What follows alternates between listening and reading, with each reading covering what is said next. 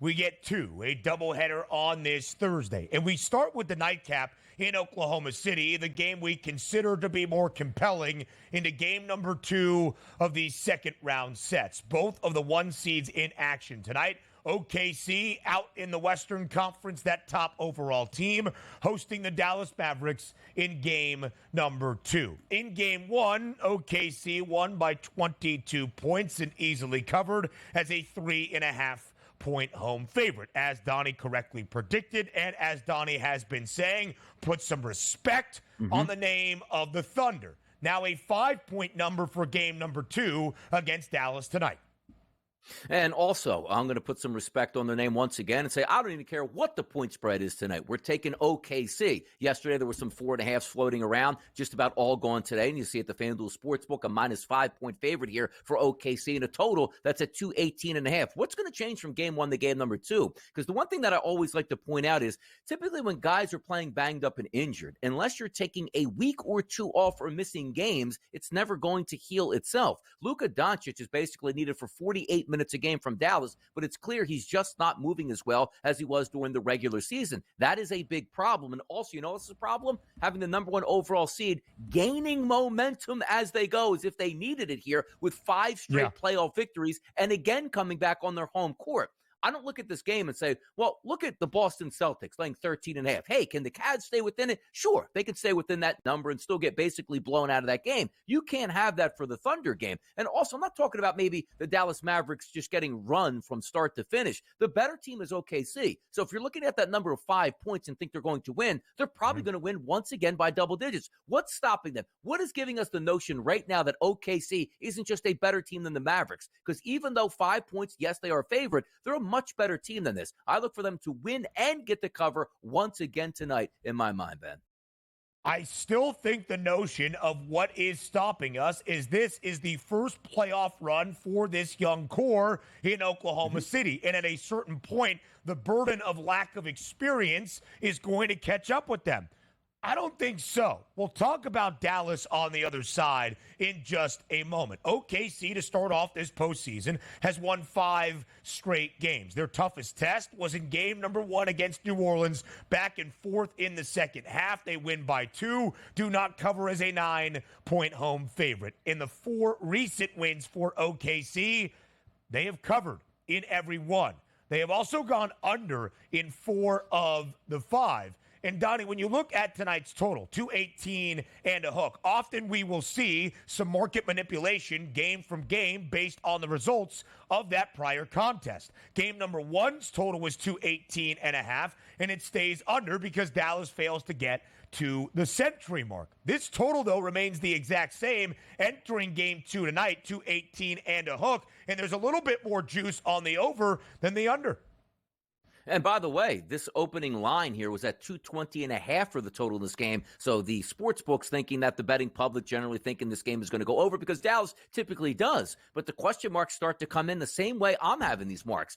I don't know where to go with that 218.5 that sits right now at the FanDuel Sportsbook, because if you're going to tell me again, hey, watch the first quarter. Yep, Luka looks really slow. That doesn't help going over the total. If you can tell me now, Luka does a pregame press conference, hey, man, look, got some new stuff on my knee here, got that nice little treatment on it. I'm ready to go. I feel great. I should be able to play a full game. Then, yeah, I would actually like that 218.5. But I think we're going to get more of the same of what we saw in game number 1. And also keep in mind the mentality of some of these teams. We understand you can't really go down 0-2. But sometimes when you're on the road and banged up, hey, look, let's see if we can survive game number 2. If we win, fantastic. But if not, we can always reset, get back to our home court, try to even it up before we come back to OKC. That's just sort of the mentality that I'm looking at for this. And also knowing OKC is not going to say, hey, man, Ben, that was such a great victory in game number 1. It's okay if we lose 2 and be 1-1 because we're not used to being in this situation. Nonsense. They're 5-0. They should win again on their home court tonight. But getting back to that total, I don't know if I have a great read on it because that read could just come from, wow, Luka drops his first 2 3-point shots, which he's been ice cold from the 3-point line. Something as simple as that to get this team going for the Mavericks. That's what it's going to take to get over that total.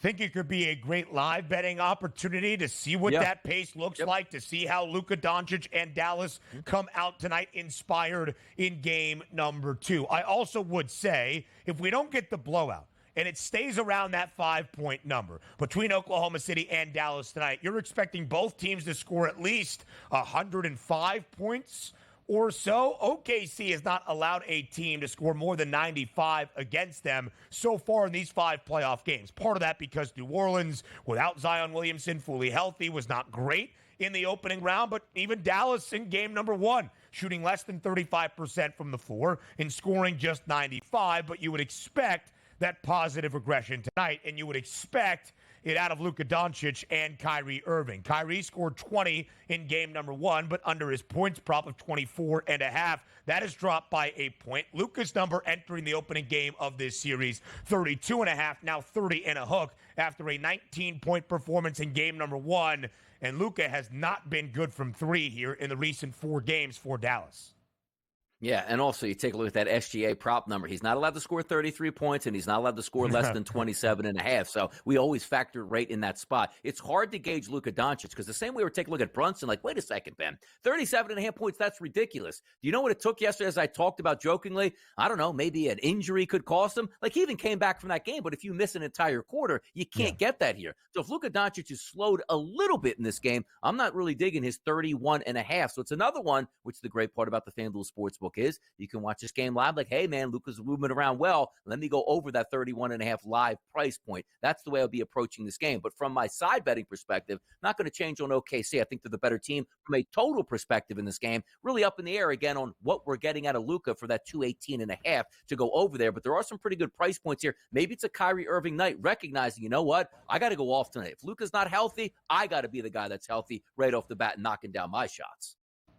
As we shared yesterday, Luka Doncic in the last 4 games for the Mavericks, just 5 of 35 from deep. But not because he is not taking the 3. At least 8 attempted 3-pointers in all 7 playoff games for Dallas. His 3-point prop is 3.5 tonight. Live right here on this Thursday, a doubleheader Thursday in NBA playoff action. The opening game of the night is in Boston between the Celtics and the Cavaliers. And if the game follows what we saw in the opening game of this series or what the odds makers expect, it's going to be over early tonight inside TD Garden and maybe over early in the entirety of this Eastern Conference semifinal series. A 13.5-point spread now in favor of the C's, the total at 212 and a hook. Donnie, we're begging for competition. Will this game be closer than the odds makers expect in game number 2 tonight?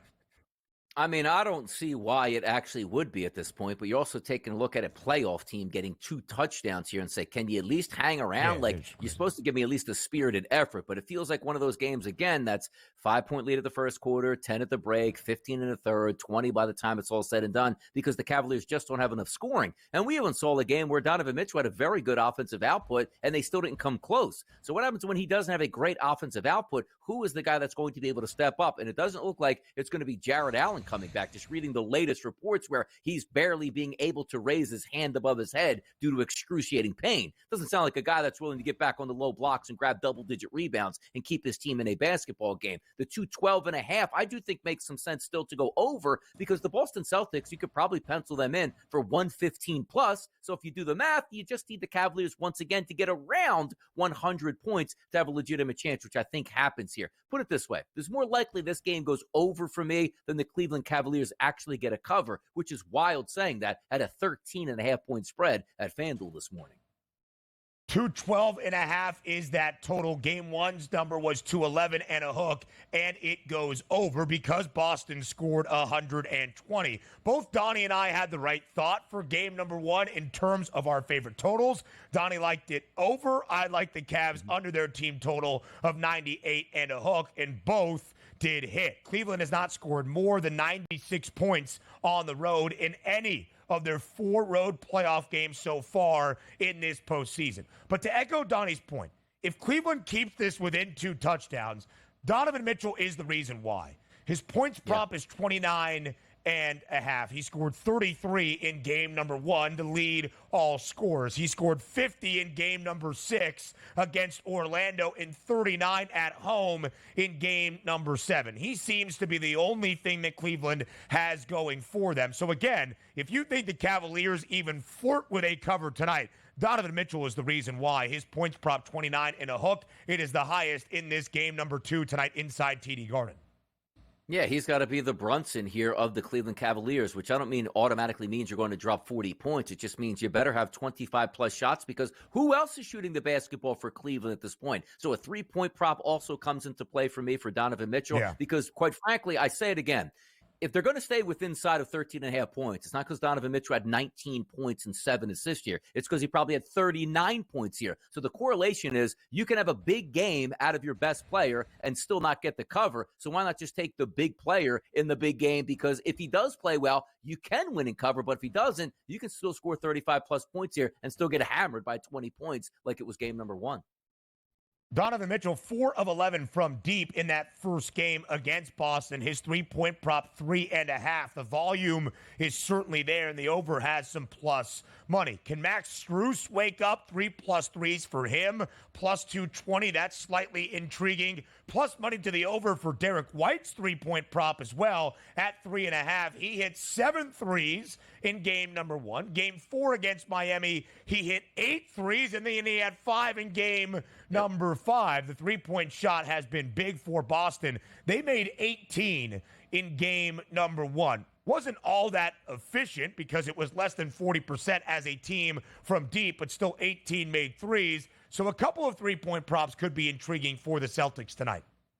Yeah, absolutely. You take a look at Jaylen Brown, who had a good night, too. He's now listed at over 2.5 at a minus 102 price. But the guys you always want to flag, Derek White, 3.5 at plus 120. It feels like a steal because he's the type of guy that's going to get those extra minutes. But also, if he knocks down his first three-point shot, you know, at least 5 more coming behind that. I do think Derek White at a 3.5 number does make some sense. But also, as we talked about, the Donovan Mitchell, over 3.5 at a plus 134, really shading that, saying, ooh, do you buy in? Can he make 4 more? Well, I'm going to tell you right now, Donovan Mitchell's probably going to shoot 10 three-point shots or more tonight. Can you go 40%? That's the big question mark. But also, waiting for later in the day, can we get a Peyton Pritchard number? Because the one thing we know, if it's a blowout scenario, Peyton Pritchard is launching in the second half here. So watch out for that as well here at the FanDuel Sportsbook. Made 4 threes in game number 1. Will Jason Tatum wake up? I think so in this second game tonight.